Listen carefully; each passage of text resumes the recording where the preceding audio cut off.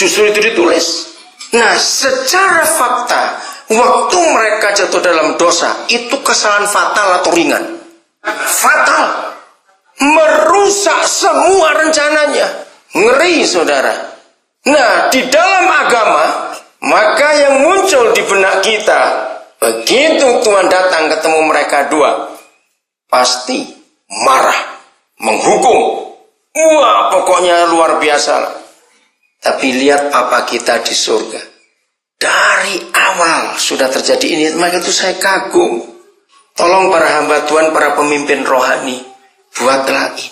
Saya mau tunjukkan kepada saudara, akhir tahun 70-an, awal 80-an, manajemen perusahaan dunia mengalami perubahan besar sampai hari ini, gara-gara Jepang. Toyota, itu adalah orang pertama. Ya, Toyota itu nama orang. Honda itu nama orang.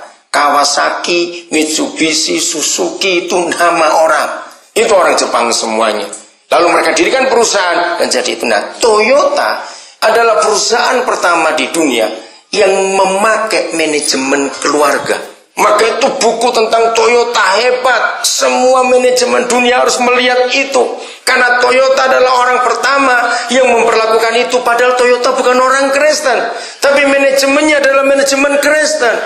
Mr. Toyota akhir 70-an menyadari bahwa sehebat apapun dia, sehebat apapun modal dia, sepintar apapun dia, tanpa karyawan dia nggak bisa apa-apa. Nah, sejak itu Mr. Toyota sadar, karyawan ini harus aku sebagai anakku. Dia bukan pegawaiku, karena aku perlu mereka. Nah, sejak itu manajemen keluarga diterapkan oleh Pak Toyota. Maka semua pegawainya diberi saham untuk memiliki perusahaan itu, walaupun kecil. Nah, sejak itu Amerika, Eropa melihat, ternyata itu betul. Nah, yang mengagumkan, saudara, itu manajemen Alkitab. Nanti kita akan lihat buktinya di Alkitab. Hebat sekali. Keluarga. Lihat organisasi gereja. Maaf ya, saya mau tanya kepada saudara, kalau ada ketua sinode lebih bagus. Karena ini kesalahan fatal gereja. Dengar, kapan gereja buat surat, sinode buat surat yang ditembuskan kemana-mana tentang salah satu pegawainya, kalau saya pakai kata perusahaannya, itu tentang salah satu pengerjanya atau hamba Tuhan di tempat itu, ketika si pengerja berbuat benar atau berbuat salah. Kapan gereja buat surat disebarkan kemana-mana tentang salah seorang atau lebih dari anggota gereja itu, atau dari pengurus, atau dari pengerja atau hamba Tuhan di gereja itu, waktu mereka berbuat salah atau mereka berbuat benar? Ini agamawi. Mengapa waktu anggota-anggota mereka, hamba-hamba Tuhan di gereja itu berbuat benar, berhasil ini, berhasil itu, nggak pernah disuratin supaya orang tahu? Betul tidak? Itu kejamnya organisasi gereja, saudara. Mau marah-marahlah. Memang kejam sekali organisasi gereja itu. Hanya pintar mengadili orang salah, tapi nggak pernah membenarkan orang salah. Setuju saya ngomong ini? Harus berubah. Betul Pak, memang benar. Maka itu apa yang kita mau minta Roh Kudus membangunkan, membarui kita? Dalam hal apa? Struktur organisasi, percuma. Karena Roh Kudus gak bisa diatur oleh organisasi. Sejarah mencatat itu. Semua kegerakan yang hebat di dunia, pasti Roh Kudus tidak pernah minta izin pada ketua sinode dulu. Dia bekerja langsung, dan itu hebat sekali. Maka itu jangan kaku gereja dengan organisasi. Peraturan yang tertinggi adalah Alkitab, bukan ADART kita. Betul? Harus apa-apa Alkitab. Jangan kalau duduk langsung buka anggaran dasar, anggaran rumah tangga. Bukan, buka Alkitab. Ini aturan yang tertinggi. Harus pakai pola itu. Lihat ayat 8. Ini yang saya kagum, saudara. Ketika Papa tahu mereka dua jatuh dalam dosa. Dia tahu nggak ada berapa jatuh dalam dosa? Tahu. Lihat ayat 8. Ketika mereka, Adam dan Hawa, mendengar apa? Bunyi langkah Yahweh Tuhan yang berjalan-jalan dalam taman itu pada waktu hari sejuk. Stop dulu sampai di situ. Mendengar suara Papa berjalan-jalan di dalam taman itu pada waktu hari sejuk. Renungkan, ini marah atau tidak Tuhan itu? Ayo, walaupun gak ada kata itu, tapi kita perlu belajar. Dia marah atau tidak? Ayo, dia marah atau tidak? Ayo, ada yang jawab marah, ada yang tidak. Memang cuma satu dan dua di antara dua. Oke. Kalau marah, nggak mungkin jalan-jalan. Buah, begitu. Di mana dua orang itu? Kenapa dia? Wah, maksudnya saya begitu dong. Kalau jalan-jalan di hari sejuk, nggak kelihatan marah sekalipun. Ini yang saya kagum. Kapan gereja menunjukkan pribadi yang maha besar seperti itu? Gereja seringkali lebih kejam dari Tuhan sendiri. Betul atau tidak? Gereja lebih kejam dari Tuhan. Pertama kali saya dapat pewahyuan ini, saya menangis gak berhenti-berhenti. Kok bisa? Saya masih ingat waktu saya masih kecil, saudara. Saya sudah ikut sekolah minggu karena dari kakek nenek saya sudah Kristen, papa mama saya Kristen. Nah, saya tuh punya cacat lahir, kelainan usus. Dokter bilang saya hanya berumur sampai 6 tahun, saya pasti mati. Karena nggak ada obatnya tahun itu.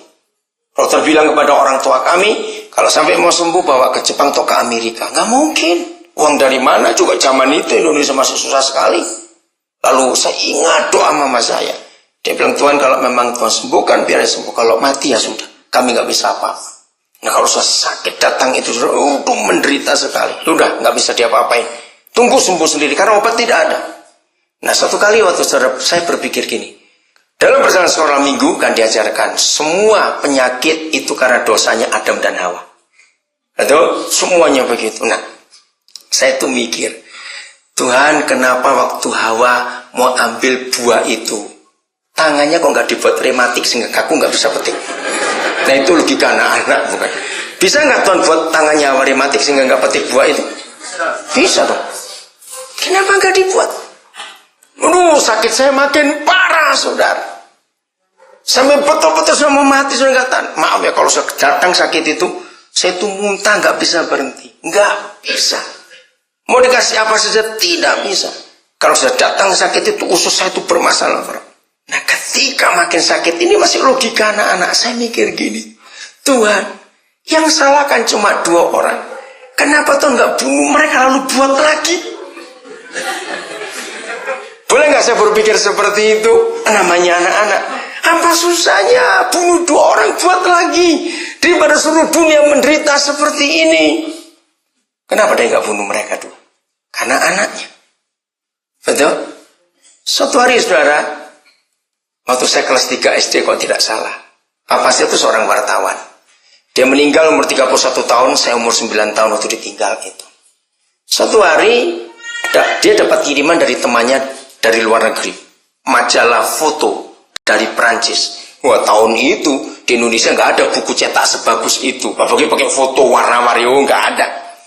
Sampai tahun 80-an aja masih pakai stensilan. Saya membuat warta gris itu masih pakai stensil tahun 80-an. Ini tahun 60-an awal. Nah, datang majalah bagus sekali, majalah foto. Jadi tebel-tebel halamannya itu fotonya bagus-bagus. Nah, waktu saya lagi makan pisang goreng, saya lewat di mejanya papa saya. Saya lihat majalah foto itu. Anak kecil kelas 3 SD yang belum mikir jauh. Saudara, sambil tangan saya penuh minyak, bayangkan pisang gorengnya di tangan, saya bukain majalah itu sambil nyam-nyam makan, buka. Setelah hampir habis halamannya, saya baru sadar minyaknya di situ semua. Saya takut, pasti marah, papa saya pasti marah. Karena nggak cuma mahalnya, bukan soal harganya, nggak ada lagi, nggak bisa dibeli di Indonesia, tunggu kiriman lagi. Wah, saya kaget. Belum sadar saya kagetnya itu papa saya lewat. Dia lihat saya lagi ketakutan, begitu dia lihat bukunya minyak semua. Itu selama dia hidup, saya jadi anaknya, saya belum pernah lihat papa saya semarah itu. Kalau saya gambarkan seperti dia itu memakan saya, gitu. Bisa bayangkan ya kemarahannya itu. Saudara, di situ saya muncul pertanyaan saya, kenapa dia nggak bunuh saya terus buat lagi? Ngerti ilustrasi itu?